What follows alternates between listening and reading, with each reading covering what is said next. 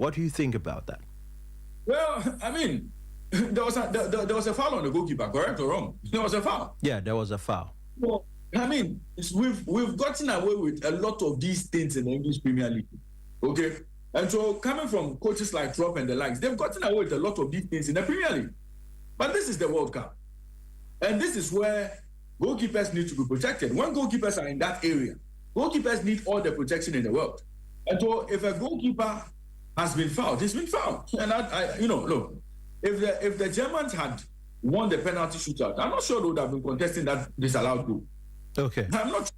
And so I think that the rules are the rules. If you saw the incident, and I mean, because you are German, you want to say, well, it wasn't a foul of the goalkeeper. Well, fine. It was a clear foul, and the referee took the best decision, and that goal shouldn't have stood. I think that the Paraguayans would have called foul if it had gone the other way. But I think that the referee took the right decision, and the Germans should just, they shouldn't be sad losing. They should just take it in their stride and move. I think the Germans would have to go back and look at their coaching. Mm-hmm. I think that Nagelsmann is not the man for that German national team job. Okay. If you look at his output, and I think that he came under a lot of scrutiny during the World Cup qualification. Okay, and I think at a point they played some very interesting games with some top teams, even in the UEFA Nations League. Mm-hmm. He was losing to Germany, was losing to teams like Portugal. Slovakia were beating Germany before he found a way to get a good run. Yeah, they had that bad patch. Yes, they, even before getting to this stage, they lost to Ecuador. So I mean, Julian Nagelsmann, I think that the Germans would have to go back to a time where they brought a lot more experienced managers on board. I think that Nagelsmann's inexperience played a part in Germany's campaign, and the Germans should again look at their coaching options and see if Nagelsmann really is the man to take them to the next level. I think that the Germans would have very, very, very big decisions to make. Okay, the Germans will have very, very big decisions to make. Let's bring it to Africa. And yesterday we saw Morocco play Netherlands. Quite a difficult game, but the Moroccans once again have advanced into the next round. It looks like you might not really look at Morocco and think that they would have the audacity to upset the Netherlands. Well, judging on the fact that in the last World Cup, they upset some very big European teams in there. But was that a sort of thinking going to the game? Did you think that Morocco would be able to get the job done over Netherlands? Especially when one famous mathematician, Joachim Kemmet, had said that per what he's seen and the theories he's applied, the Netherlands were going to win the World Cup. Well, did you believe that? Did you believe that? Well, in the last three predictions, he had got it right. Look, anybody who tells you Netherlands are going to win the World Cup, we're going to win the World Cup, clearly, you got it absolutely wrong. It was nowhere close to happening. It was absolutely nowhere close to happening. Look, this is a Netherlands team that has a very good manager. Ronald Koeman started a project with the Dutch national team. Mm-hmm. Then we got attracted to the Barcelona project and left. So for many, we believe that this was the time for him to start all over again and try to get the team to. Okay. So you look at his team, you have a mix of young players and old players. You have the VVDs with a lot of experience. You have the De Jongs with a lot of experience, and then you have the Dumfries with experience. Then you have the Gakkos who are also trying now. You have the Nathan Akes who have been part of the team. You have the Verbrugge. Yeah. So it's a mix of young players and players who have aged and will possibly play their last World Cup. Youth and experience. I wasn't expecting a lot from them. And especially when you have Brobbey leading the line. Of course, Brobbey is not the fastest. Brobbey is not, that striker who gives you, a lot of goals in games, okay? Brobbey is not that striker who is very lethal, not your Van Persie kind of striker, not your Hansela kind of striker. So, I mean, Netherlands were definitely going to struggle. They were possibly going to make it to the quarterfinals or the semifinals. But when you have a team like Morocco in front, with the experience they've had from the last World Cup, with the quality they have in their fold, with the self-confidence they have, with the belief that they have that they can rub shoulders to some of the best teams in the world. Look, if you watch Morocco play against Brazil, and you think that they will be pushovers in this competition, any manager who thinks like that should revise his. And I think that the Netherlands got taught a proper football lesson. No, in that game, Netherlands finished that game with an XG of 0.24. They struggled to create anything meaningful in the game. Morocco, on the other hand, finished the game with an XG of 1.38, dominated possession, 70% of the possession, hit lots of shots on target, created 5 big chances in the game, got more corners than the Dutch national team. It was a game that the Moroccans proved to everybody that, look, they've not come to the World Cup to be pushovers. That's true. The Moroccans needed to prove to everybody that, look, this is why we are the best team in Africa. This is why we are the champions of AFCON. I know it's still a contentious decision, you know.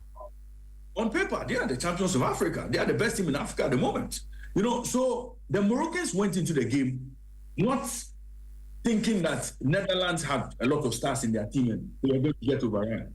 They went into the game, imposed their game plan on the Dutch national team. And clearly, we saw how that game went. I think that, you know, they were quite unfortunate to have gone down. But again, for a team to score a goal in the 90th minute, it tells you the mentality of that team. Yeah. The mental of that team. Yeah. To get on 90 minutes, on the 90th minute mark, push the game into extra time and still manage to make sure they got the job done. I mean, it's absolutely superb. And I think that, look, we should give them full marks. We should credit them for, you know, the kind of strength, mental fortitude they showed in the field. And I think Morocco, they deserve to be there. Bono, fantastic, made very good saves during the penalty shootout. I think that Hakimi will be disappointed he missed a kick. But I mean, all of that they can put behind them. I think that Morocco has good value to reaching the round of 16. I think that they deserve to be there. They were not, you know, they were not intimidated by the Dutch. And they made sure they did the business just as we expected. And so I think that Morocco, again, they made a huge stake in it. And if anybody thinks that their run in Qatar was a fluke, let's just pay attention to Morocco again. I think that they have it in them to go all the way. Okay. They have it in them to go all the way. Africa plays today. Côte d'Ivoire takes on Norway. And then I want to take your thoughts briefly on that game. And then we look at certain issues surrounding the Ghana team. The latest is that no tickets, no more free tickets. You'd have to get to buy your own ticket. And I saw the pricing of a ticket for that Ghana-Colombia game around $1,100. And I was asking myself, well, can people afford to go and buy these tickets to watch the game? Put the two together for me. The issue of government saying no free tickets, and then Côte d'Ivoire having to play Norway today in the World Cup. Let me start with Côte d'Ivoire Norway game. I think that Norway at this tournament have, you know, they've excited. They scored so many goals. They scored 4 in their first game.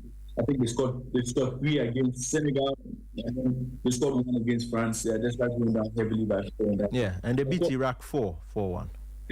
Of course, we know the strength of France. Not too many teams will fancy their chances against France, and so I mean that can be expected. Yeah. Now we saw Côte d'Ivoire. We saw them against Ecuador in the first one. They scored very late in that game. We saw them blow an advantage in the game against Germany. And of course, we all know Germany's level at this point. And then they found a way to win against Curacao. It was quite an easy group for them because everybody knew that they needed to do a job on Curacao to pick 3 points. Everybody knew they had to scramble for a point in either the game between Ecuador and Germany. They did a good job by getting to the next stage of the competition. But they come up against a Norway side has tasted possibly one of the strongest teams in Africa and have been successful against them. That's Senegal. In Senegal, yeah. So look at that game, find a way to study the Ivorians and try to draw the comparisons and see how they can approach that game. If they approach the Senegal, the Côte d'Ivoire game, the same way they approached the Côte d'Ivoire game in the first half, and I think, early in the second half, Côte d'Ivoire would struggle in this game. I think that Norway, on paper, they seem very organized. They seem to have lots of quality in their fold. They seem to understand what they need to do in games. And you look at the opponents they lost to France, I don't think that Côte d'Ivoire would give them the same level of threat or the same level of opposition France gave them I think that despite the fact that Côte d'Ivoire have been decent in the competition, they've done very well in the competition. I think that the difference here could be that offensive advantage that the Norwegians have in Haaland, in Berg, in Charlotte and the rest of the guys. That's where the difference could be.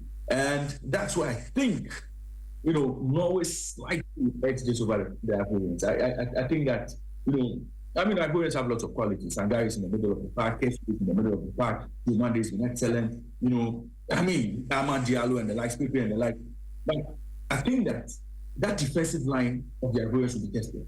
Okay. Now, can they be able to stand the pressure they put on them? They'll concede goals in the game. Can they be able to score as many on the other side? That's going to be the question. And that's why I think that Norway, looking at the kind of run they've had in the competition, I think that they could slightly edge this over the Ivorians. Now, having said that, let me come to the issue of the ticketing. The ticketing. I think that there's been lots of concerns about ticketing for the competition. And I had a conversation with Honorable Sport Minister yesterday, and he detailed the procedure or the process that they used to give out the tickets that government bought. And that remains that government bought only 1,000 tickets. And these 1,000 tickets were supposed to take care of the three games we were going to play in the group stages. Now, we all know the challenges that came up. Now, government had its own contingent they took to the tournament. Those members of the government contingent who bought tickets, I think the number about 281. Yeah. Again, Ghanaians in the diaspora would apply for tickets through the mission or through the embassy. Again, provision will be made for them. Okay. Again, if you look at the same tickets, people who are stakeholders, people who are possibly government officials who go on their own would also request for tickets. Again, provision would have to be made. So you look at the demand for tickets and the supply, there's clearly a mismatch. And so it was always going to create problems. Now, where I think the big part of the problem came in was when the president communicated to the entire nation and to everybody in the diaspora that government was not going to invest heavily in sending supporters in huge numbers to the Mundial. Yeah. They were going to get tickets for those in the diaspora. I think that communication itself was problematic because nobody knew exactly how many tickets were procured. Nobody knew if the population in the diaspora were going to be satisfied based on the number of tickets government was going to procure. Now, this is a situation where government procures only 1,000 tickets. Of course, those in the diaspora are so many. You look at that game against our last game against Croatia. Yeah. Look at that game in Philadelphia. There's New York close to Philadelphia. There's Delaware close to Philadelphia. There's New Jersey close to Philadelphia. There's Ohio close to Philadelphia. There's a part of Virginia that's close to Philadelphia. Lots of states close, and all these states have states in there who want to come and watch the game. It's very close to them. And so we saw a lot of people turn up at the stadium, but unfortunately, they didn't get tickets. And then the blame game started. Many felt that the government had deceived them. Many felt that government had tickets available for them that they didn't provide for them. All of those things threw everybody off. Now, government says, well, my initial plan was to take care of the group stage matches. Looking at how everything went on with the tickets and what happened, what didn't happen, government clearly feels that maybe they should just wash their hands of ticket issues. Because look, if people could go onto the black market to buy tickets at exorbitant prices, if supporters could go online and buy tickets at exorbitant prices, why not? It means that they have the spending power to purchase some of these tickets. Government at this point will look at it and say, well, maybe our free tickets didn't go as we planned, or maybe our free tickets didn't serve everybody as we expected. And of course, that wasn't going to be possible anyway. So let's just wash our hands off the ticketing issues and then leave it to individual supporters who want to go and watch the game to procure their own tickets and go and watch. I think that saves everybody the noise that would happen post-game with regard to whether people were selling government tickets or people were not selling government tickets and all of that. That was quite a bit of a distraction, or that was quite a bit of noise that I think that the sports ministry government. But Ray, on that, you've been in the US, you've been covering the World Cup. I've seen a lot of write-ups on social media pointing to that direction. From your point of view, personally, what did you see? Was it that tickets that were meant to be given out freely were being sold by a group of people at exorbitant prices? Viva, fortunately for me, I am privy to documents of how tickets were distributed in the tournament. Okay.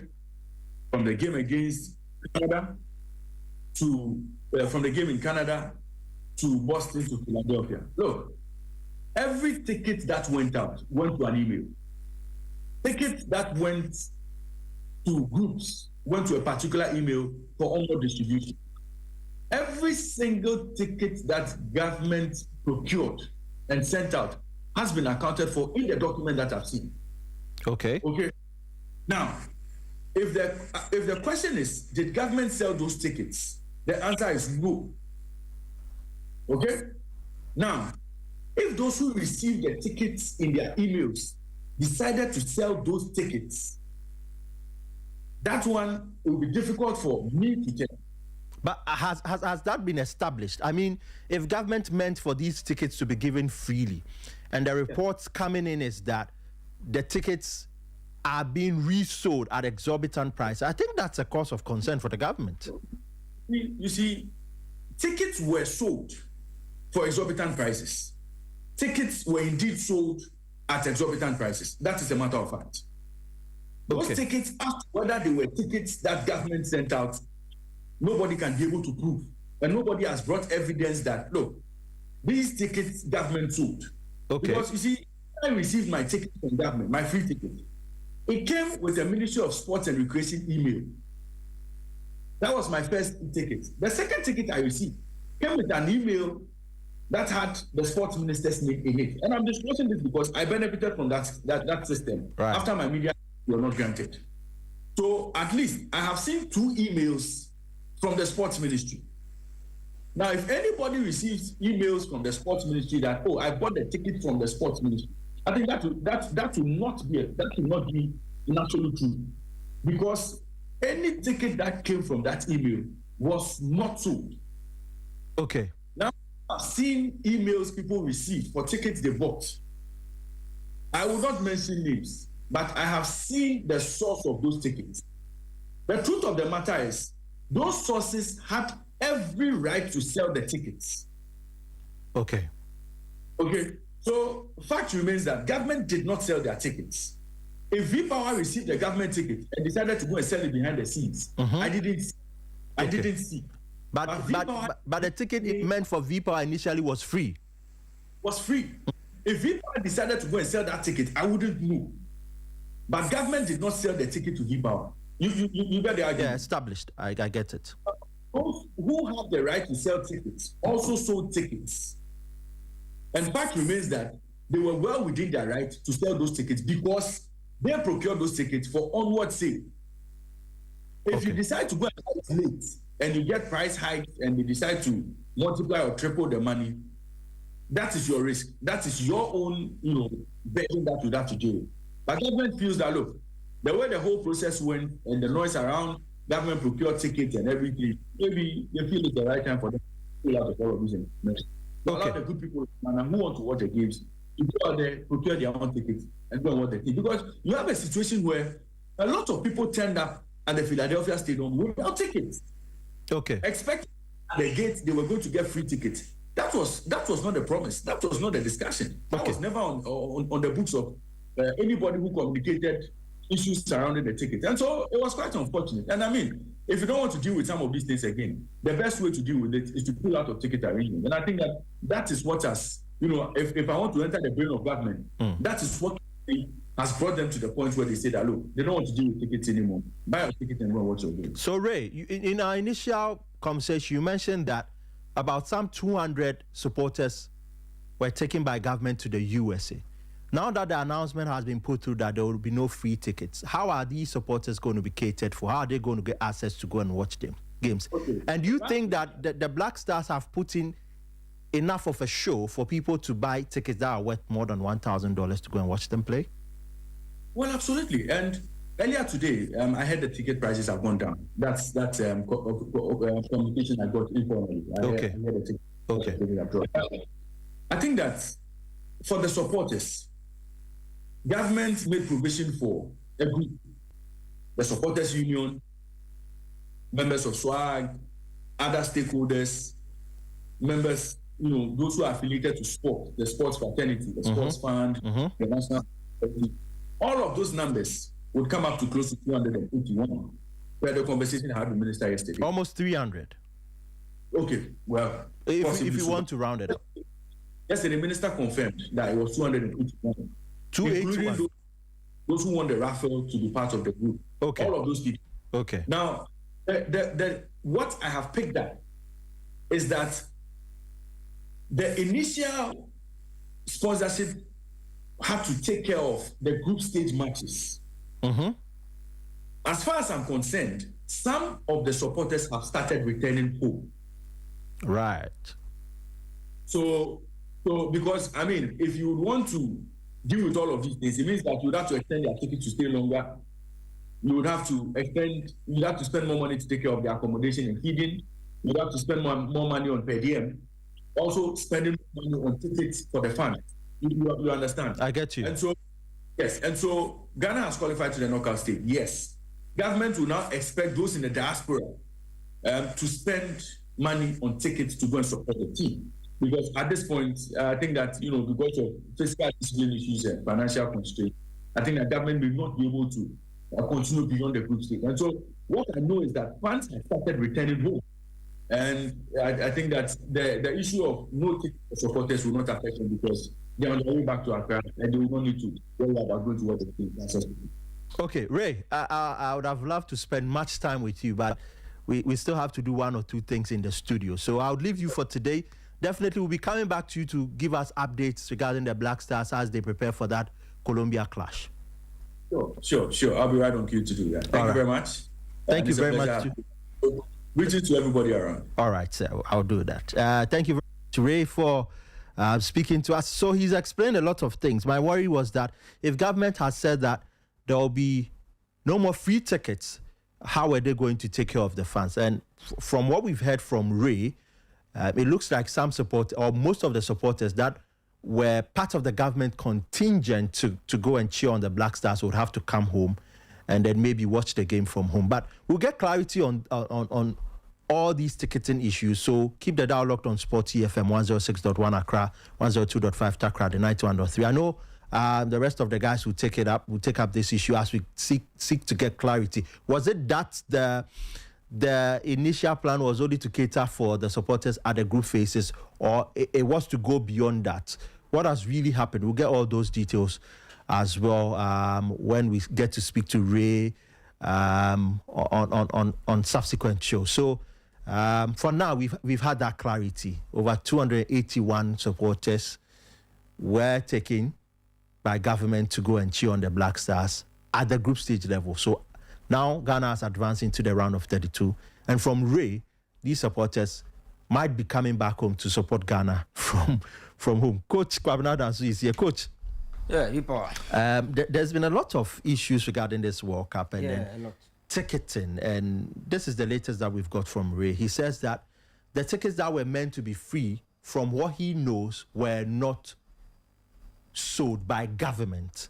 But if say Coach Kwabena Danso has a free ticket and wants to pass it on to another person and chooses to sell it at that price, maybe it is Coach Kwabena Danso's decision. But once again, I'll ask that definitely there will be probes after the World Cup. And if you remember, on one episode of Copa Mundo, our team lead, Gary Smith, had mentioned that there will be a lot of issues that will stem up from these free ticketing stuff after the World Cup. And clearly, we've not really had so much clarity when it has come to ticketing, because over social media, we've seen a lot, and these issues are troubling. I don't get why we go to the World Cup or we go to tournaments, we come, and there have to be probes as to what was done right and what was not done right, Coach. Yeah, it's true. You see, in the morning on the sporty breakfast, we listen to the minister, and then on the on this show too, we've listened to Ray.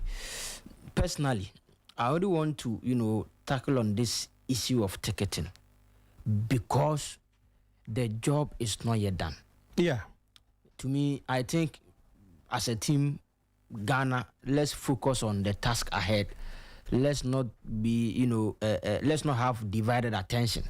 Now let's focus on Colombia. On the game. As Gary said, after the World Cup, a lot of these things will come up. And I believe after the World Cup, more clarity, will be made as to who had what ticket and what he did with it. With the ticket. Yeah, so personally, I'm more interested in the Ghana-Colombia game. Let's focus on that game. Let's not be distracted. Because mind you, Colombia, they are not distracted about these things. They are focused on the game. So let's also be focused, locked in. Yeah. Let's get our victory, whatever, in the game. Then after that, after the World Cup, you have proper time to analyze some of these things. We'll have proper time to analyze some of these things. Time checks 55 past top of the hour. Still the Copa Mundo show on Sport TFM 106.1, 102.5, 91.3. Coach will be taking us through some tactical lessons very soon. But if you win a game and advance the next round of the competition against Germany, there will definitely be a holiday. And Paraguay President Santiago Pena has declared a national holiday. So today is a national holiday to celebrate the country's shock victory over Germany that sent them into the World Cup round of 16. They stand Germany winning 4-3 on penalties, and they pulled one of the biggest upsets in World Cup history. And the president is quoted to have said, and I quote, "Today an entire country celebrates." He posted on X, along with a picture of himself singing the decree. It celebrates the victory of a team that represents the deepest part of our identity, the faith and strength of the people who never give up. The text of the decree, also shared by Pena on social media, said that Paraguay's victory went far beyond sports and justified a nationwide celebration.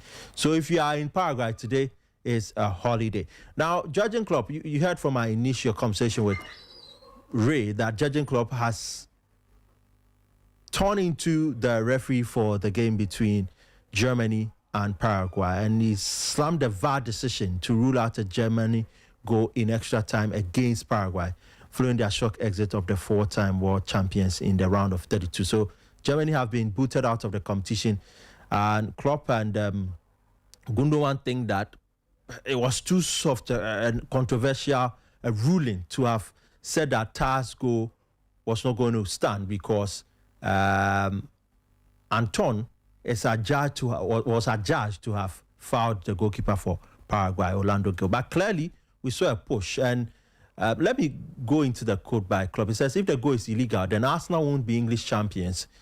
They've scored 60% of their goals that way. We win the game when the ball goes in. So, of course, this is brutal. Now, also, former Germany star Ilkay Gundogan has had a lot to say about his home country's performance in the World Cup round of 32, where they were knocked out of the tournament. Gundogan was especially upset with Jonathan Tah's disallowed goal in extra time that would have sealed the match for the Germans. Today's team performance definitely doesn't need any sugarcoating. But what I can't say this word. I can't use this word, but he was really, really raw with his choice of words. And Gundogan lamented on his X account, translated from German. He said, in the Premier League, they'll just give a weary smile over something like that, especially taking back a decision. Of course, it was brutally disappointing too. Unfortunately, we failed to convince over 120 minutes. So, Klopp and Gundogan not happy with the refereeing decision, but hey, clearly there was a push on the goalkeeper.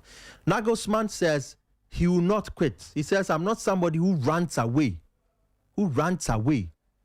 Coach, Nagelsmann says he's not running away. Yeah. You remember the Telemon song, right now you're running away. Nagelsmann says, I'm not running away. He's not. He's not. So he says he's staying. He's not somebody that quits and runs away. We'll see if the DFB will still want him to work on the job. Now, Rooney has said that Thomas Tuchel should play Kobe Menu ahead of Elliot Anderson in their round of 32 clash against DR Congo. And he expressed belief that the Manchester United midfielder offers more in central midfield against teams that defend deep. Speaking on the Wayne Rooney show, he said, and I quote, I'll go with Declan Rice sitting, and I'll go with Menu and Jude Bellingham. Menu can give you a bit of both, but in tight areas, that's Menu's biggest strength. His feet in tight areas, and then he has got a little pass. So I think he's the only one who is capable of doing that in those tight games. Let's see if Thomas Tuchel will listen. He's chosen to go with Elliot Anderson and Declan Rice in the games that England have played so far. Coach, it's 59 past top of the hour. I give you the next 20 minutes, or 15 will be enough. 20, 15? Yes. 15 or 20? 15 will be enough. Okay, Coach has been charitable. He says he will do the job in 15 minutes. So join us on X at sportyfm_, Instagram at sportyfm_. Time for tactical lessons. I've seen some pictures and illustrations, and I've seen Undav, I've seen, I don't know if Coach is going to take us through the technique of penalties, because it looks like the Germans are masters at that. Prior to this one, they had not lost in the shootout. 82, 86, 1990, 2006, they had gone through to the next round via penalties. But yesterday, against Paraguay, they lost, and they gave the Paraguayans the advantage, and they took it full hands, and today is a holiday in Paraguay. Coach, Yeah, Pawa. if you're ready, I'm ready as well. Yes, my brother. I'm ready. Yeah, I'm ready. Okay, let's go, Coach. Okay. So thank you once again, Pawa. Now, yesterday, the World Cup got very, very interesting, and even at this World Cup, with the knockout games, the round of 32 games that they've played, we had Germany, Paraguay going all the way into penalty shootouts, and then Morocco, Netherlands also going to penalty shootouts. So at this World Cup, penalties have started deciding who advances to the next stage and then who goes home. I think that you would agree with me that at this level, you have to be strategic. That is the point. With everything. Everything. So if it gets into penalties, you have to be ready. Now, you see, there are some small stats about the penalties. So Netherlands against Morocco is the first FIFA World Cup penalty shootout to see as many as 4 penalty shootouts missing the target. Missing the target. Not being saved, though. Missing the target. Because you see, if you hit the kick and it gets to the woodwork, either the bar or the post, it's off target. So the first World Cup with as many as 4 penalty kicks missing the target is the Netherlands and then Morocco game. Incredible. Yes. Again, in the last 13 shootout at the World Cup, and this is very, very interesting. In the last 13 penalty shootout at the World 13 penalty shootout at the World Cup, the team taking the first kick has won just 2. Wow. Yes. In the last 13 penalty kicks shootout, last 13 shootouts, the team taking the first kick, they've won only 2. That represents just 15%. It means that in the last 13 penalty shootout, if you take the first penalty, you win the toss and you decide to take the first penalty, you are likely to be knocked out. 85% you are going home. Wow. You know that before that 13 shootout period, the last 24, those taking the first kick, they advance in 15 out of 24. So it means that previously, if you were the one taking the first kick, you had a higher chance. It was around 64% chance of you qualifying. But in the last 13, once you are taking the first kick, there's an 85% chance of you going home. Just 15% chance of you qualifying. What has changed? And I'll get there. What has changed? I'll get there. The science of penalty kicks. You see, yesterday, so Coach is going to give us science lesson. Yesterday, both Germany. A football class. So join us. X at sportyfm_, Instagram at sportyfm_. Now, yesterday, both Germany and then Netherlands, they took the first kick and they went home. So for Germany, it was Kai Havertz who took the first kick. Germany went home. Netherlands also took the first kick and then they went home. So the last 13 shootouts, once you are taking the first kick, it's most likely that you will be going home. Now, out of the 20 penalty kicks taken at the round of 32 stage of this World Cup, 10 of them has been missed. Out of 20, 10 scores, 10 miss. And we've seen penalty shootout in the games involving Netherlands, Morocco, Germany, Paraguay. These 2 games. And already we've seen 20. Yes. Wow. 5-5-10, 5-5-10. So out of the 20 kicks, 10 of them has been missed. So it tells you one thing, that missing penalty at this World Cup in the shootout, the probability of you scoring and then the probability of you missing it is the same thing. Because 10 scores, 10 miss. And it's very, very interesting at this World Cup. Now, you see, a tournament football like this, V-Power, penalty kicks, they are high-stakes psychological, battle. Yeah, I agree.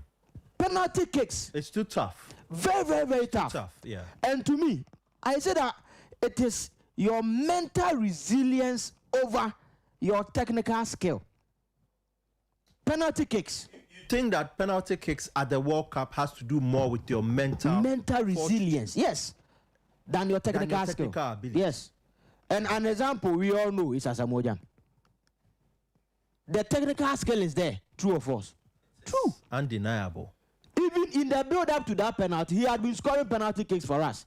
But when he got to where, the pressure was high, if care is not taken, you will crack. And penalty kicks are one of, it's very, very interesting in football. You can score it. You can do it. You have the ability. You have the technical skill, V-Power. But if mentally you are not resilient, it will override your technical ability, and then you are going to miss the penalty. Now, I think Roberto Baggio should join our stream. Asamoah should join our stream. Justin Clivett should join our stream. Then Crescencio Somerville. Of course. All of them should join. Yeah, even Hakimi. Right? Yeah, they should all join our stream on X at SportyFM. Now, you see, yesterday, Germany lost, as you said, a World Cup, penalty shootout for the first time. And do you know what interests me? It's not about the fact that they lost the shootout. The last time Germany missed a penalty kick in a penalty shootout was far back in 1982 against France.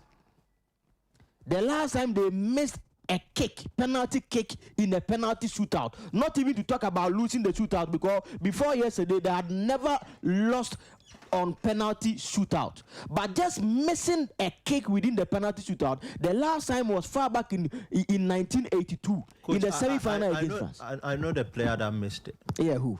I'm going through the books. Okay, give me the name. It is Ulrich Uli Steak. I don't know if I got the name right. Yeah, right. So that is one miss from the previous 18. Even that they went on to win, right? Yeah. They won 5-4. They won 5-4 against France in 1982 semi-finals. Yeah. So if it means that in 18 spot kicks they had missed only one, and they had never, been eliminated via penalty shootout. But yesterday it happened. So I want us to, analyze the penalty kicks in the game. Okay. Why did it happen that way? What happened in that game? And I'm going to focus on 5 penalty kicks in my analysis. Coach, do you know why I'm staring at you? Oh, why? Of all the lessons that we've had on the Copa Mundo show, plus even on the Sporty Breakfast, this is one of the most technical. Yeah, very. Because you'd have to put proper research into it, fact-finding, everything, very. Your checks, very, and everything. And I tell you, I really appreciate that. Very. Thank you, my brother. So we'll be looking at 3 spot kicks in the Germany against Paraguay game. Then from there, we'll move on to the Netherlands, Morocco. We will look at 2 spot kicks, then we are going to analyze it. Now, the first one is Nick Votamada. You see, in taking a penalty kick, a lot of things are very, very important. You see, I was a goalkeeper. And one of my even if I close my eyes, your biggest attribute was that you could can save a penalty. I can easily save a penalty. So are we to say you are in the wrong profession? Let me give you this trick in saving a penalty. Goalkeepers look for 2 things. 2 very, very important things. The first one is your plant foot, and I'll explain it. So join us on our socials. We have images here to explain them. The player's plant foot. Yes, the plant foot of the player. And then the second one is the body shape. How open or close your body is. So these are 2 very important things. a goalkeeper, you know, looks out for whenever you are about to kick your penalty. Okay. Now, with more, you know, technology and advancement in football, even before the penalty kick, we've given the note to the goalkeeper. Okay, Pawa normally goes to the left. Sergio normally goes to the right. This, that. But before all of these things, Pawa, two things will determine where you are kicking the ball. The first one is your plant foot, and then the second one is your body shape, how open or close your body shape is. Now let's analyze the penalty that Nick Vutemada took against Paraguay yesterday. So that was it. Now, the plant foot is your foot just, you know, beside the ball. The one it is not beside the ball. Beside the ball. It is not the one taking the penalty or taking the kick. So looking at him, he took it with his right foot. So it means that the left foot will be the plant foot. Okay. So the left foot will be just beside the ball, and then the right will, you know, come in.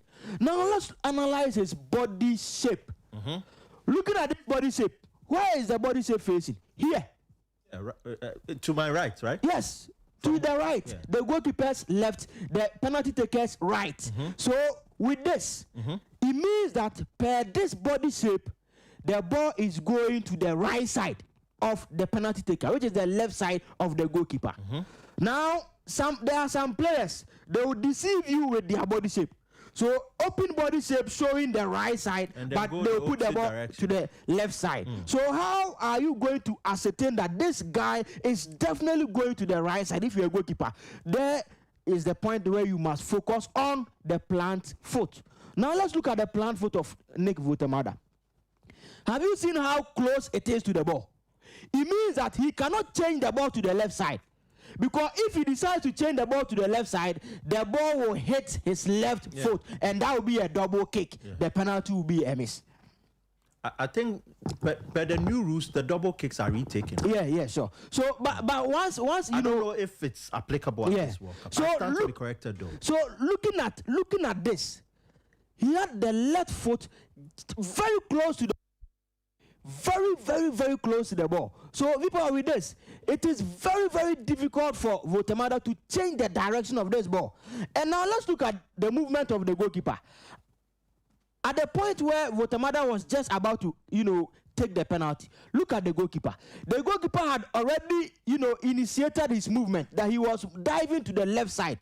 So if you have linked Vutemada, now you've seen that the goalkeeper wants to go to the left side.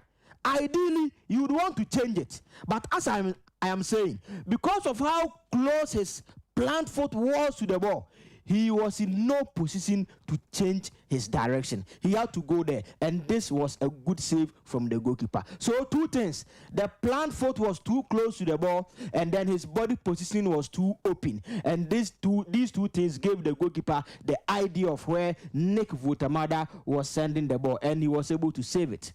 Now let's look at the next image. So this is it, and indeed Vutemada sent the ball, you know, to his right, the goalkeeper's left, and the goalkeeper saved it. Now there's a player who also used, you know, a similar, very similar, you know, technique to take his penalty, and this is it in Joshua Kimmich. So looking at Joshua Kimmich, he also has an open body shape facing the right side of the kicker, the left side of the goalkeeper, just as Nick Vutemada did. But let's look at the difference between the penalty that Joshua Kimmich took, of which he scored, and the one that Nick Vutemada took and he missed. Now the difference lies in the plant foot. Look at Joshua Kimmich's, you know, plant foot. It's pointing well away from the ball. Yes. And looking at this plant foot, there's a space here. It means that he can change the direction as and when he feels that he wants to change it.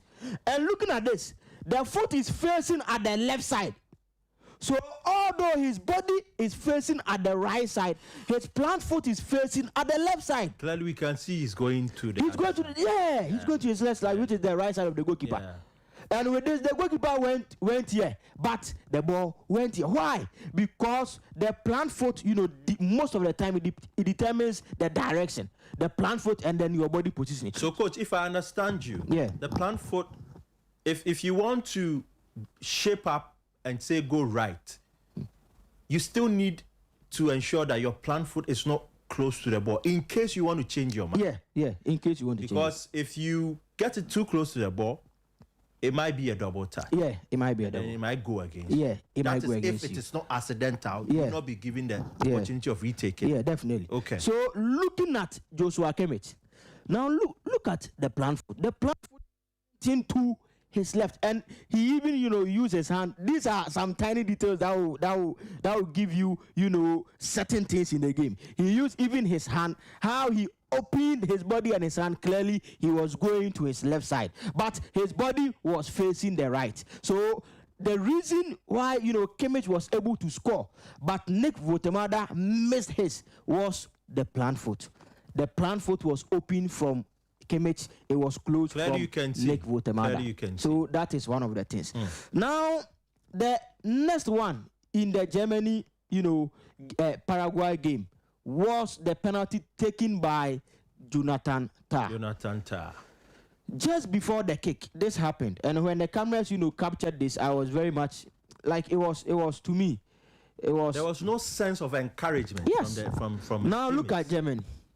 This is Joshua Kimmich, their captain. Kimmich was asking them, Malik Thiaw, guys, go and take the penalty. But Malik Thiaw, Nathaniel Brown, even Leon Goretzka, they all shied away from it. So Kevin Owusu-Ansah was saying in the morning that he didn't understand why players like Brown and other players who he thought might have converted a penalty didn't go and take them. They all shied away from it. Well, Kevin, that's your answer.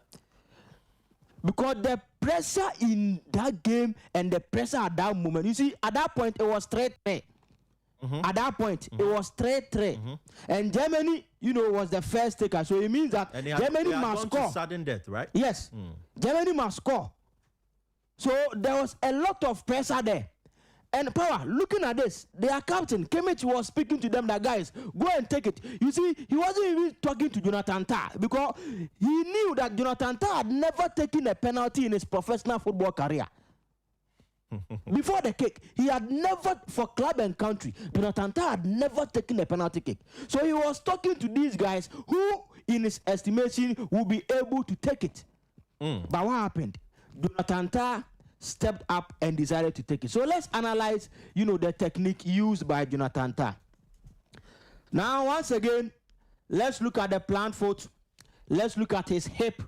Let's look at his open body nature and analyze the technique that he used.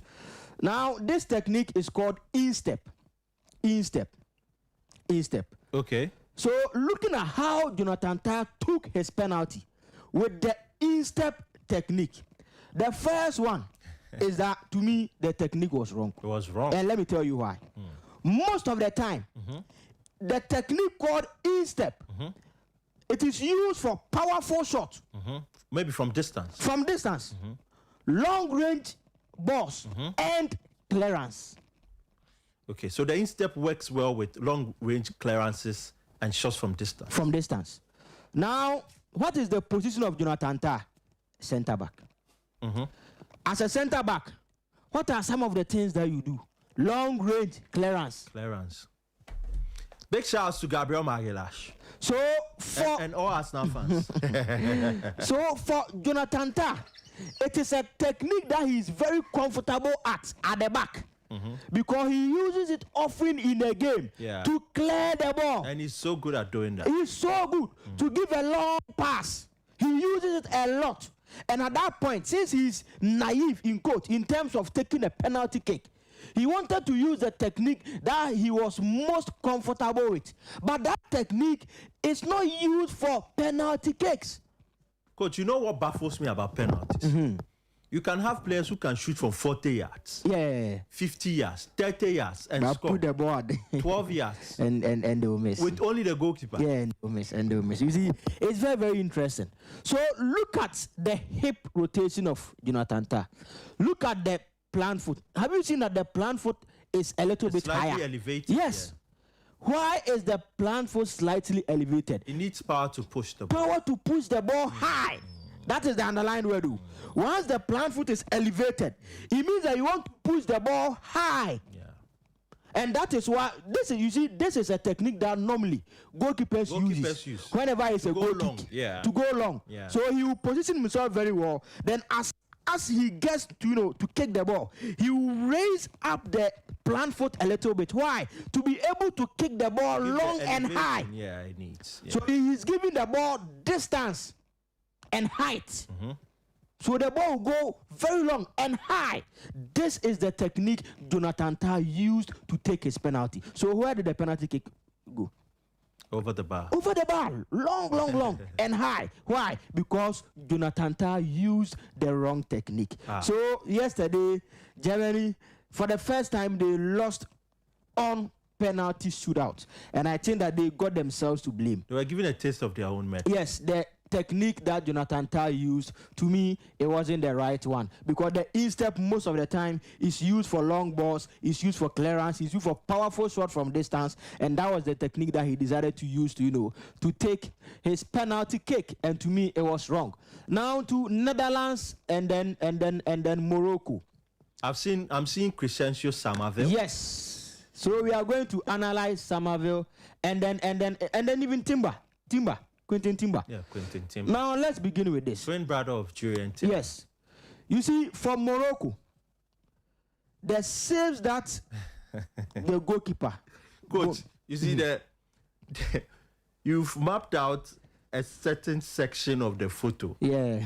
And you see the space that Timber has to shoot at was so empty, so free, empty, and he still missed it. Now I will give you the reason. You see, Morocco, Netherlands gave me one thing. Germany, Paraguay gave me another. Now, Germany, Paraguay have taught us right now that most of the time, or in the game, the Germans use the wrong technique for their penalty kicks. Nick Vutemada used the wrong one, using the plant foot very close to the ball, and then even Jonathan Tah used a wrong technique. But for Morocco and the Netherlands, it tells me one thing, and that is the work of your analyst before the penalty shootout. Okay. The work of the analyst before the penalty shootout.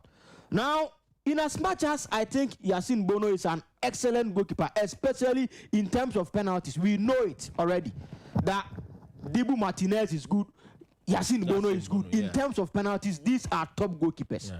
But analyzing the penalty saves in the game, I'll give some of the credit to the team analyst, and I'll show you why. Now, these 1, 2, 3, are the previous penalty kicks by this player, Quentin Timber. Yeah. Now, people looking at the previous 3, he had one very low at the right side of the goalkeeper, very, very low. He had 2 very high at the left side of the goalkeeper. So, at the point where he was about to take the penalty, in his last 3 penalty kicks, he had gone to the left side of the goalkeeper twice. And high. He did not just go left. He went left and high twice. And he had gone to right and low once. Yeah. So if you are the goalkeeper, where are you going to go? I think 2 and 1. I'll choose a 2. Yeah, I'll choose a 2. So the goalkeeper decided to choose a 2. And let me tell you what's very interesting with this. Normally, in penalty shootouts, what do the goalkeepers do? They dive to save the ball. But since Quentin Timber, once he wants to, go to the left side of the goalkeeper, he goes high. It means that if you're a goalkeeper and you dive, you cannot save it. Even though you get the direction right, you cannot save it because the ball is high. So it means that you cannot dive. Rather, you must move there and wait for him to put the ball there. So looking at this penalty, the goalkeeper moved to where he was anticipating the ball. He played the ball too. But Quentin Timber decided that, okay, I've put 2 here, I've put 1 here. Then let me add another 1 here. And it was this ball. It was a miss. So have you seen how low this 1-2 is? So it means that as a penalty taker, Quentin Timber, whenever he is going to the right side of the goalkeeper, which is his left, he goes down. Yeah, low. Whenever he's going to the left side of the goalkeeper, which is his right, he goes up.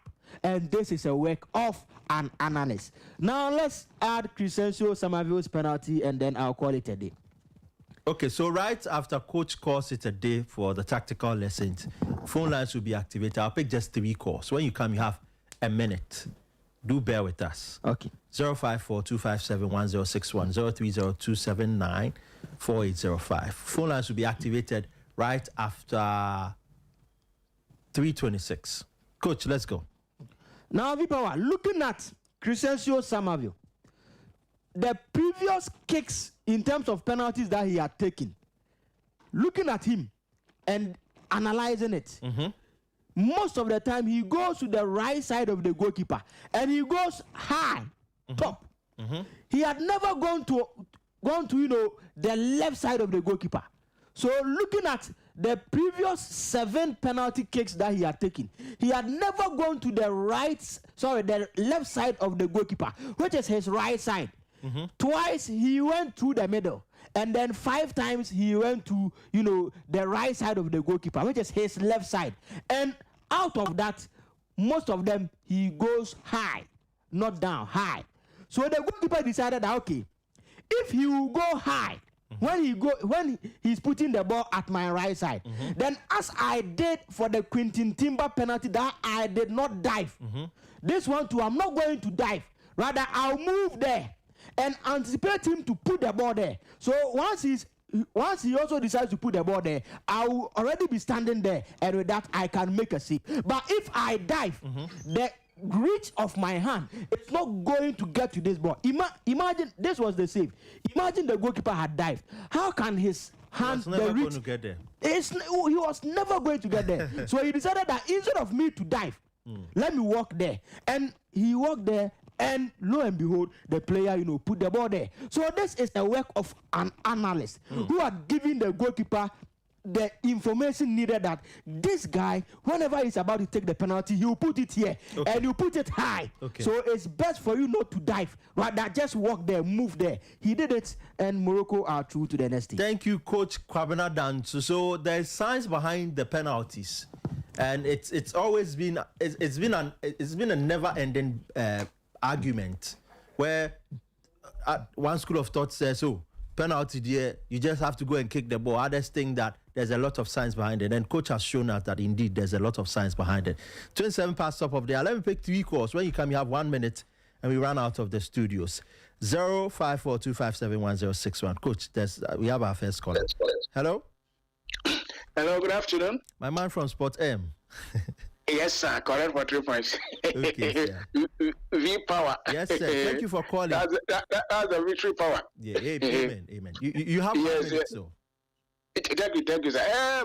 What I want to ask is, does the coach have access to the Ghana coach? I mean, the national coach. Does he have access to him? Do they discuss? Coach, do you have access to the technical team? Okay, not for now. Not for now. Yeah. I believe they're supposed to get in touch because they have been hearing the coach or the talk, they're supposed to get in touch with him because some of the information are vital, They're supposed to go to the coach. Well, for me, I care about Ghana, Colombia, and by the grace of God, we're going to win the match. We'll have more time. The game is on Saturday, so we'll have more time to talk about. So that's what concerns me. So the rest, let me leave it here. Thank you. Thank you very much, my man from Sport M, for calling. Always a pleasure having you on the show. I'll pick one more caller. Yeah, one more caller. 1 minute, please. Let's go. Hello.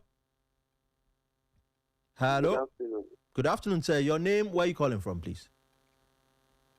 Collins from Mama. Collins, why? Is the weather getting to you? Like as you know, this month the rain. Okay, but despite all the trouble, I hope you are fine. So everything is fine here. Okay, let's hear you, sir. Quickly, sir. So like Morocco, like they did well. Like congratulations to them. Okay.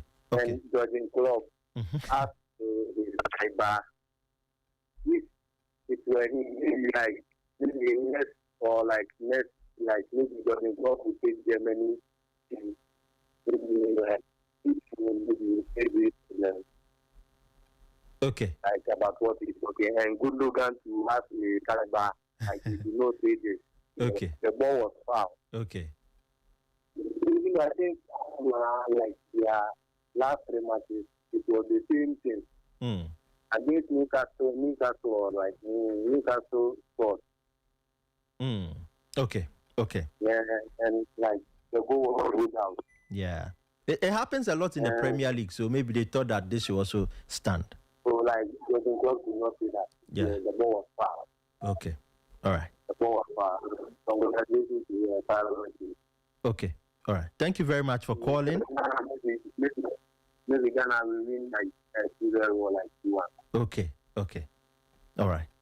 Thank you very much for calling. Unfortunately, we cannot pick any more calls.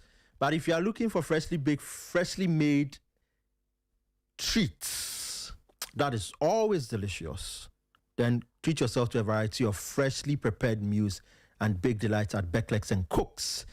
We have sandwiches, fresh bread, croissant, donuts, assorted pasta, jollof rice. Whether you're grabbing breakfast, lunch, a quick snack, or catering for family and friends, we've got something delicious for you. Beckley's and Cooks, let's get baked. We are East Legon Hills, close to Macarius Lighthouse. Call us on 055 062 714 059 318 5899. 055 062 714 059 318 5899. Coach, it is 31 past of top of the hour. Yeah. Your final words, then we run out. The listeners to stay glued to Sporty. At this World Cup period, Sporty gives you everything. So they should just, stay glued to Sporty, and we promise them nothing but the best of coverage as far as this World Cup is concerned. Nothing but the best of coverage. That's Coach Kwabena. So many thanks for always being a part of this show. To Ray as well, thank you for speaking to us. And to our listeners, we thank you for always keeping the dial locked here on Sporty FM 106.1 Accra, 102.5 Takrady, 91.3 Kumasi. Côte d'Ivoire plays Norway at 5. Keep the dial locked here. The build-up will start very soon.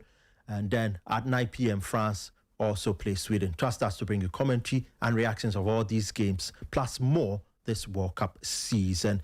And of course, my name is Stephen Kweku Asare. The knockout stage has no room for hesitation. Only courage, quality, and character survive. As the road to the final grows shorter, every match definitely becomes part of football history.